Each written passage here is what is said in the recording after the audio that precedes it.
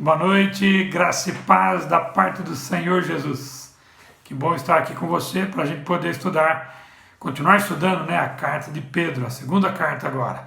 Vamos orar pedindo a direção e a bênção de Deus. Senhor, nosso Deus, nosso Pai, obrigado por esta noite, obrigado pela vida de cada um dos irmãos que estão aqui conosco para estudar a Bíblia. Nos abençoe, nos dirija, ó Deus, que as palavras escritas aqui neste livro sagrado possam de alguma forma usadas pelo Teu Espírito Santo e impactar as nossas vidas. Nos abençoe aqui nesta noite. Juntos oramos agradecidos em nome de Jesus. Amém. Muito bom poder estar aqui com os irmãos, só um minutinho, com os irmãos, isso é bênção de Deus, né? E a gente começou a estudar 2 Pedro, né? Já fizemos na primeira aula de 2 Pedro toda a introdução da carta, né? E os irmãos viram aqui na introdução que o contexto da segunda carta é o mesmo que o da primeira, porém esse tem com outro objetivo. O primeiro tinha o objetivo de animar os irmãos durante a perseguição, esse é suprir necessidades durante a perseguição. E uma delas, que é a palavra-chave, é conhecimento. Você vai perceber que várias vezes vai ser citada essa palavra aqui nesta carta. O versículo 18 do capítulo 3 de 2 Pedro é conhecimento, e eu já expliquei na aula passada que a palavra conhecimento ali no original tem a palavra conhecimento no grego é gnosis, e no original aqui está epignosis, ou seja, é um conhecimento que é contínuo, que nunca para, que deve sempre, a gente sempre deve buscar esse conhecimento, que nada mais é do que o conhecimento de Deus, certo? Bom, nós já começamos a fazer uma introdução da carta aqui para os irmãos, lá no início, fazendo a saudação no versículo 1 e o versículo 2 de 2 Pedro. Os irmãos já me acompanharam, uma saudação bem conhecida que Pedro faz aqui, muito parecida com Paulo, quando ele usa a palavra graça e paz. E aqui ele usa uma saudação característica cristã, né? Graça e paz no pleno conhecimento, né? De novo usando a palavra-chave aqui, conhecimento, ou seja, que vai falar do relacionamento com Deus, certo? Bom, nós fizemos na aula passada até o versículo 7. E se os irmãos lembrarem comigo do versículo 3 e 4, aliás, até o versículo 7, Pedro aqui nos dá uma extraordinária visão de Jesus Cristo, quem ele é no versículo 3 e 4, do poder, da generosidade. Nós já falamos isso na aula passada. E depois ele faz uma lista de virtudes que devem ser encontradas, devem ser achadas na vida cristã sadia, né? Nós paramos justamente nessas virtudes. Falamos da fé, da virtude, do conhecimento, domínio próprio, da perseverança, piedade, fraternidade e amor. E é só você ouvir o vídeo passado, você vai ouvir as explicações dessa virtude. Mas eu queria que você prestasse bastante atenção no versículos seguintes, 8, 9 e 10 de 2 Pedro 1, que ele vai complementar aqui a ideia. Olha o versículo 8. Mesmo não tendo... estou em 1 Pedro, 2 Pedro, versículo 8. Por quê? Está falando das qualidades, certo? Porque se essas qualidades existirem e estiverem crescendo em sua vida, olha só o que ele diz. Elas impedirão que vocês, no pleno conhecimento de nosso Senhor Jesus Cristo, sejam inoperantes e improdutivos. Olha só, essas qualidades, se as qualidades estiverem crescendo em sua vida, eles impedirão que vocês, no pleno conhecimento de Jesus Cristo, sejam inoperantes. Que coisa maravilhosa! Olha quanto que são importantes essas qualidades para a nossa vida cristã. Elas nos ajudarão, o que Pedro está dizendo aqui, a não sermos inoperantes, a não sermos improdutivos. Ou seja, essas qualidades nos dará condições de sermos produtivos, é o que ele está dizendo aqui no versículo 8, né? Que nós estamos lendo. O cristão que se desenvolve nessas qualidades, a sua vida é frutífera, a sua vida produz algo, ela não é inativa. No original ele coloca justamente essa palavra, e não se torna inativa. E é interessante que tem uma palavra junto aqui que usa de preguiça também. Não é preguiçoso, né? Não deixe de fazer. Meus irmãos, a gente pode só imaginar aqui, né? Cristãos sem qualidades, que essas que estão ditas aqui, que nós já estudamos, tem preguiça de fazer a obra e o reino de Deus. Verso 9 diz assim: todavia, se alguém não as tem, está cego, só vê o que está perto, esquecendo-se da purificação dos seus antigos pecados. Olha só, ele ajunta a operação, ele ajunta a utilidade do... Interessante aqui nessa junção dessas palavras, né? Inoperante, você vai perceber aqui que Pedro está querendo dizer que também o fato de ser inoperante também mexe com a nossa vida de santificação. Como nós estávamos falando no versículo 9, todavia se alguém não as tem, está cego, só vê o que está perto, esquecendo-se da purificação dos seus antigos pecados. Interessante isso, né? A gente pode até afirmar aqui que uma pessoa que serve pouco tem problemas também, tem dificuldade também com a vida de pecado. Uma forma de vencer os pecados, vencer aquilo que nos prende, é ser operante, é fazer. E a gente já percebeu que ser operante depende daquelas qualidades que nós já estudamos. No verso 10, portanto, irmãos, empenhem-se ainda mais para consolidar o chamado e a eleição de vocês, pois se agirem dessa forma, jamais tropeçarão. E verso 11, assim vocês estarão ricamente providos quando entrarem no reino eterno de nosso Senhor e Salvador Jesus Cristo. A responsabilidade aqui é colocada sobre os crentes, sobre os salvos. Paulo, por causa da cegueira espiritual, né, como ele diz aqui, né, que nós já lemos no versículo anterior, por causa da cegueira espiritual, a gente tem que pensar na nossa responsabilidade, né? Então ele diz aqui, procurai, no versículo 10, portanto empenhem-se, uma outra versão fala, procurai com diligência, com dedicação, empenhem-se, né? Realmente em fazer aquilo que vocês têm que fazer por causa da posição que vocês têm. É isso que Paulo está dizendo, busque incessantemente com zelo, né? Isto enfatiza a urgência da exortação para os crentes determinarem-se a viver para Deus, servindo a Deus. Aqui a ênfase recai sobre os crentes, como eu disse, não é? Com respeito à correspondência divina da vocação que cada um tem, cada um de nós. Então, o primeiro resultado dessa diligência é que nunca, jamais o crente irá tropeçar, como ele diz aqui no final, né?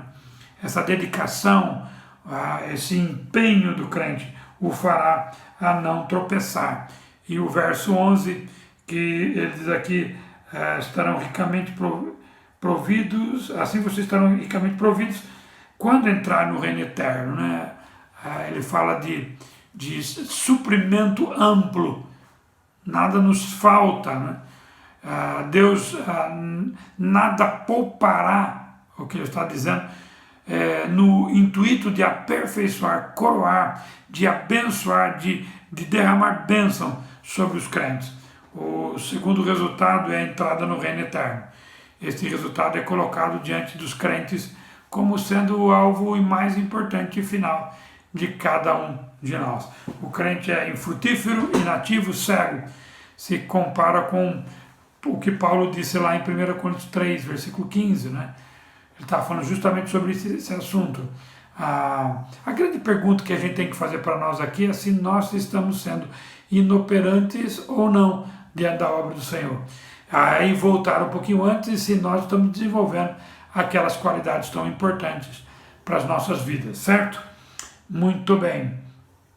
Vamos continuar aqui no nosso estudo, agora ver as razões para essas exortações que Pedro coloca aqui, dos versículos 12 até o 21, ou seja, até o final do capítulo.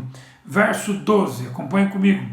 Por isso, ou seja, uma palavra de conclusão, de consequência, de razões, né? Por isso sempre terei o cuidado de lembrar-lhes estas coisas, se bem que vocês já sabem e estão solidamente firmados na verdade que receberam. Há uma disposição do apóstolo em relembrar aos crentes as verdades já conhecidas, pois o falso ensino também estava caminhando paralelo ou tentando entrar na igreja. Então vamos aqui relembrar uma coisa muito importante, né? O meio que eles estavam vivendo era a tribulação, dificuldade. Então agora Pedro, nessa segunda carta, está tentando dar a eles ferramentas para poder suportar aqueles momentos. Lá era para animar os irmãos, na primeira, aqui ferramentas. E aqui ele começa a falar para os crentes que esse era o objetivo dele, de relembrar. Ele sabia que os crentes sabiam das verdades. Eu até imagino que algumas coisas que eu estou dizendo, se não quase todas, vocês já sabem, todos nós sabemos, mas nós precisamos relembrar as verdades de Deus para continuarmos firmes, para ganhar novo ânimo, né? E também para nos proteger do falso ensino. A repetição da verdade, do ensino da verdade para nós, ela é muito importante e necessária. Nos dá novo ânimo, nos ajuda a identificar o falso, a ficar firme na verdade, a rejeitar o falso que vem sobre nós. Olha o versículo 13. Considero importante, enquanto estiver no tabernáculo deste corpo, despertar a memória de vocês. Óbvio, Pedro estava falando da verdade, que ele estava ensinando enquanto estava vivo, nesse tabernáculo, está dizendo, nesse corpo, né? Então, enquanto nós estamos nesta vida, né, nós precisamos despertar a nossa memória das verdades espirituais, das coisas de Deus. Por isso que é muito importante, irmãos, nós estudarmos a Bíblia, é muito importante frequentarmos os cultos, mesmo que online, é muito importante estarmos juntos, é muito importante nós nos exortarmos uns aos outros com as verdades das Escrituras. Isso é muito importante nesse tabernáculo aqui, enquanto nós estamos vivos, né? Que nos ajuda a manter firmeza e também nos ajuda a rejeitar aquilo que é errado. Olha o verso 14. Porque sei que em breve deixarei este tabernáculo, como nosso Senhor Jesus Cristo já me revelou. Pedro está aqui, 66, 67, quando ele escreveu essa carta, já indo para o final da sua vida. Alguns dizem que 68 ele foi crucificado de cabeça para baixo, né? Então já estava no final, provavelmente ele já sabia do que ia acontecer pela revelação do próprio Deus que estava dizendo para ele aqui, não é? Então essa era uma coisa que estava acontecendo e Pedro está dizendo aqui para aqueles irmãos justamente algo importante agora, não é? Ele sabia que estava para o final da sua vida, estava caminhando, e o que ele falou? Eu vou continuar fazendo a mesma coisa, né? Fazendo as mesmas coisas. Os irmãos vão continuar ouvindo as mesmas coisas. Que coisa importante para a minha vida e para a sua vida isso. No verso 14, eu sei que em breve eu vou deixar esse tabernáculo, né? E por isso que eu não vou parar de fazer aquilo que eu estou fazendo. Olha o verso 15. Eu me empenharei para que também depois da minha partida vocês sejam sempre capazes de lembrar-lhes destas coisas. Pedro está aqui numa preocupação com aqueles crentes de uma forma impressionante, né? Ele está preocupado que aqueles crentes não deixassem de ouvir a verdade.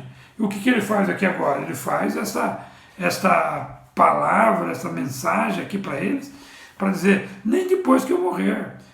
Certamente os escritos de Pedro, mesmo que demoraram para serem aceitos no cânon, foi uma resposta a essa palavra de Pedro, mas provavelmente seus discípulos, pessoas que estavam com ele, também estavam responsáveis para continuar ensinando essas verdades.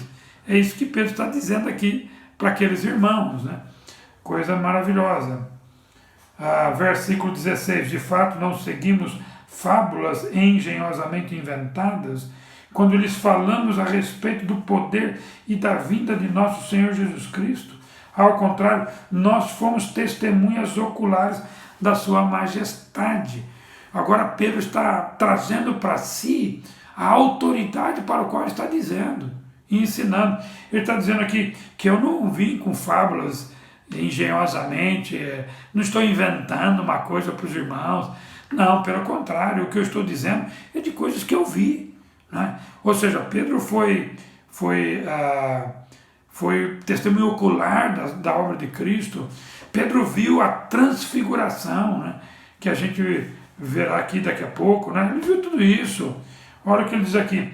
Ele recebeu honra e glória da parte de Deus quando da suprema glória lhe foi dirigida a voz que dizia: este é meu filho amado, de quem me agrado. Nós mesmos ouvimos esta voz vinda dos céus quando estávamos com ele no Monte Santo. Certamente a transfiguração. Então Pedro está dizendo: eu vi o Cristo glorificado, eu ouvi a voz de Deus falando dos céus, este é meu filho amado. Que palavra, né, de Pedro, né? Sou testemunho, posso ensinar com toda a autoridade aqui. É isso que Pedro está dizendo aqui, né? Talvez alguns estavam até me ouvindo. Bom, mas então a gente não pode, porque a gente não viu Cristo glorificado, a gente não pode ensinar, não pode exortar as pessoas. Lógico que podemos, né? Nós conhecemos a Cristo, a presença do seu Espírito na nossa vida, a sua palavra nas nossas mãos, nós temos autoridade para ensinar, nós temos a presença do Espírito Santo conosco. Isso é coisa extraordinária, né? Mas vamos continuar aqui, versículo 19. Assim temos ainda mais firme a palavra dos profetas, e vocês farão bem se ela prestarem atenção, como a uma candeia que brilha em lugar escuro, até que o dia clareie e a estrela da alva nasça no coração de vocês. Vou continuar lendo até o versículo 21. Antes de mais nada, saibam que nenhuma profecia da Escritura provém de interpretação pessoal, pois jamais a profecia teve origem na vontade humana, mas homens falaram da parte de Deus, impelidos pelo Espírito Santo. Vamos continuar falando desse texto tão maravilhoso aqui. Esses 3 últimos versos aqui, complementando aqui o texto, né, ele fala da palavra profética, né, obviamente uma alusão ao Velho Testamento, que acho que todos vão saber disso, como um todo, não só como alguns livros, ou os livros proféticos, ele está falando do todo. Ele fala aqui no versículo 19, que eu estava lendo para os irmãos, e vocês farão bem se a ela prestarem atenção. Tem outra versão que fala: fazeis bem em atendê-la. Que coisa impressionante aqui esse texto. Porque esta palavra produz salvação, produz conhecimento verdadeiro, que traz crescimento espiritual. Eles deviam manter a mente fixa nas Escrituras. Olha que ferramenta importante para aqueles dias e para nós. Ferramenta importante para aqueles dias e para nós também, é o que eu estava querendo dizer para os irmãos. E olha só como ele lida com o versículo 20 e 21, que é bem conhecido, quando ele fala da profecia, que não foi de particular elucidação, não teve o homem que quis, mas o Espírito Santo impeliu. E é interessante que a palavra impelir aí significa mover, literalmente carregados. É mais ou menos assim, é como um barco que tem as suas velas e que é impulsionado pelo vento, o vento que leva, não é? Então é a mesma coisa, né? Os profetas do Velho Testamento tinham suas velas e o Espírito Santo soprava sobre elas e os levava a escrever aquilo que ele queria que eles escrevessem. É exatamente assim. Palavra importante para a minha vida e para a sua vida, não é? Muito bem, vamos entrar no capítulo 2, que vai falar sobre os falsos mestres. Lembra que segundo Pedro, é uma ferramenta para o período difícil que eles estão vivendo. Então, ele está tentando ajudá-los também nesse quesito aqui, que é a questão dos falsos mestres que estavam tentando desviar alguns irmãos. Então, os falsos mestres, olha os versículos 1, 2 e 3 do capítulo 2. No passado surgiram falsos profetas no meio do povo, como também surgirão entre vocês falsos mestres. Esses introduzirão secretamente heresias destruidoras, chegando a negar o soberano que os resgatou, trazendo sobre si mesmos repentina destruição. muitos seguirão os caminhos vergonhosos desses homens, e por causa deles será difamado o caminho da verdade. E em sua cobiça, tais mestres os explorarão com histórias que inventaram há muito tempo. A sua condenação paira sobre eles e a sua destruição não tarda. Então olha só que características dos falsos mestres que ele está dizendo aqui. Tendo acabado de mencionar os profetas que foram inspirados por Deus, ele está falando agora da parte de Deus. Agora Pedro se refere aos que estão, os cristãos, se refere aos cristãos sobre aqueles que eles estão enfrentando, que são os falsos mestres. Pedro começa então esse capítulo lembrando da história passada, que também surgiram falsos profetas, surgiram no meio da história do povo de Israel. E em qualquer época da nossa vida isso acontece também nos nossos dias. Então muitos falsos profetas surgiram, você pode ver lá no Velho Testamento, em Reis, 1 Reis capítulo 18, Jeremias, Marcos também fala dos falsos profetas, né? Fala lá no capítulo 7, capítulo 24, da mesma forma então que ocorreu, que houve falsos profetas no meio do povo, também os falsos mestres estavam surgindo na igreja. Também no livro de Atos fala sobre esses falsos profetas que surgiram. E ele dá aqui 3 características dos falsos mestres. Ele fala que ele introduz dissolutamente heresias, como ele diz aqui no versículo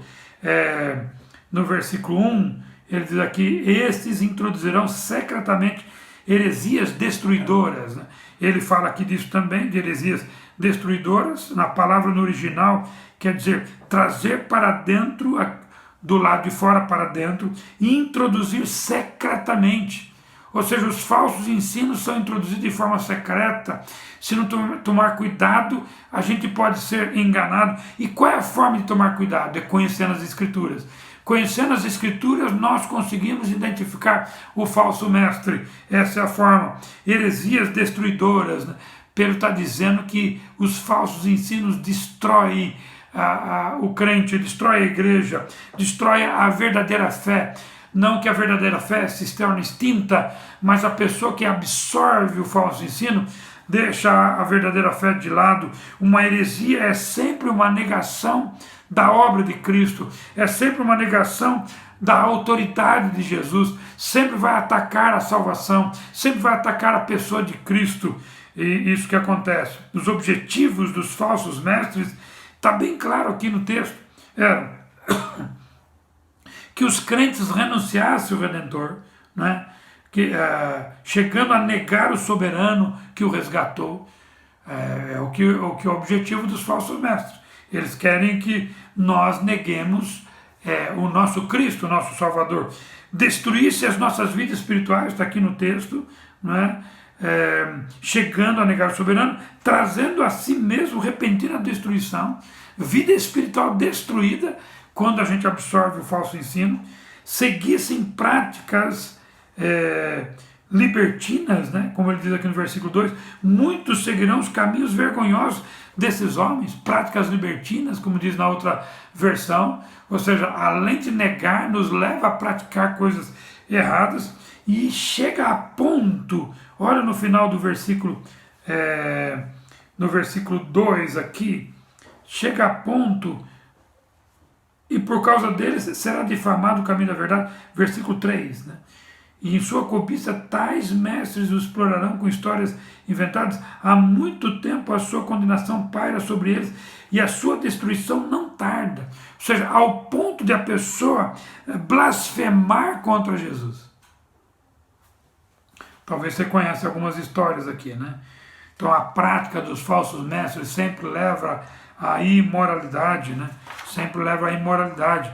Eles são movidos por avareza, por cobiça, como diz aqui, por lucro, por ganância, por ambição no lucro, por ganância.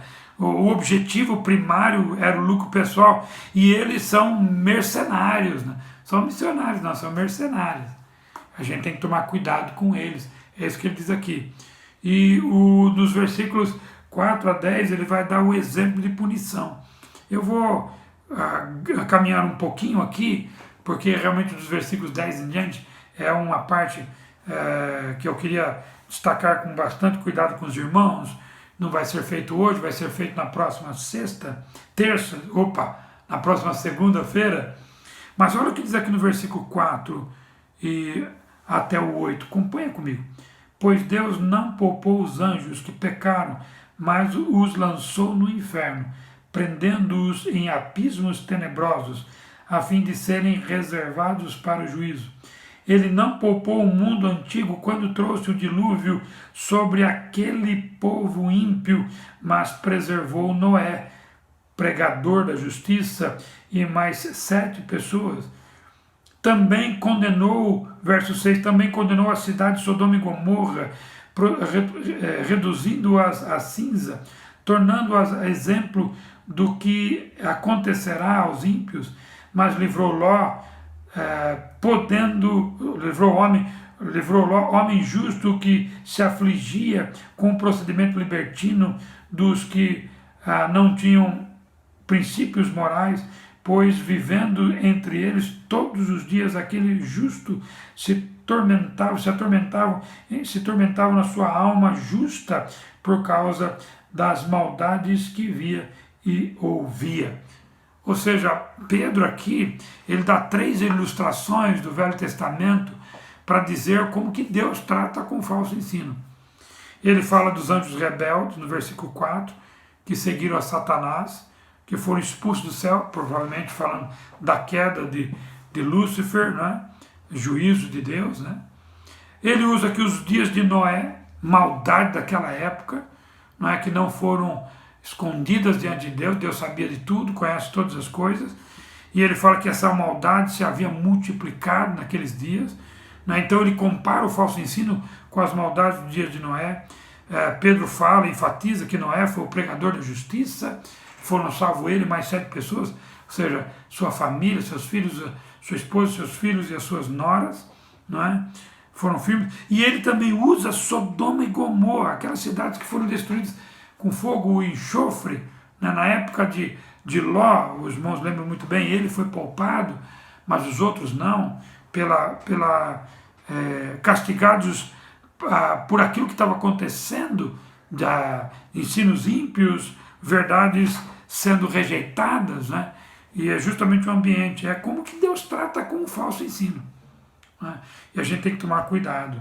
E olha o verso 9 e o verso 10, aqui com os irmãos. Vemos, portanto, que o Senhor sabe livrar os piedosos da provação e manter em castigo os ímpios para o juízo, especialmente os que seguem os desejos impuros da carne e desprezam a autoridade, insolentes e arrogantes. Tais homens não têm medo de difamar os seres celestiais. Tanto Noé como Ló, por duras provas no meio dos ímpios, e esses crentes também, mas Deus está vendo tudo. Ele, da mesma forma que ele viu Noé, viu Ló, Deus também está vendo os crentes daquela época, os de nós também, cada um de nós. E ele vai chegar no dia em que os justos serão livres e os ímpios punidos, castigados. É o que ele está dizendo. Essas palavras deviam ser um incentivo para os crentes que estavam sofrendo perseguição naqueles dias, e para nós também, que vale a pena continuar servindo a Deus e não dar ouvidos a falsos ensinos. Este verso atua tanto como uma conclusão do assunto anterior, como a introdução do próximo assunto no versículo 10, né, que eu estava lendo para os irmãos. Especialmente os que seguem os desejos impuros da carne, desprezam a autoridade, insolentes, arrogantes, tais homens, não têm medo de difamar os seres celestiais, né? Não tem medo de fazer as coisas contra Deus.